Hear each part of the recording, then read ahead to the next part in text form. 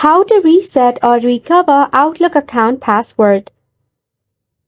Hey everyone, welcome back to the channel and let's get right into this quick and easy tutorial. For this, you can search for support.microsoft.com or in the search bar search for Recover Outlook Password. Click on the suggestion from support.microsoft.com. Over here, you will have an article to how to recover your password. Also, you will see a button called Reset Password. You can click on it. After this, you'll be redirected to a new page.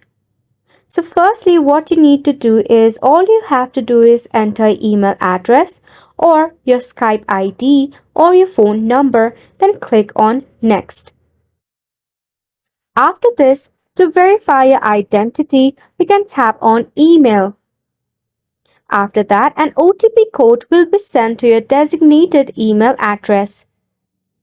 All you need to do is basically add the OTP code that is sent to your email address and tap on Continue button.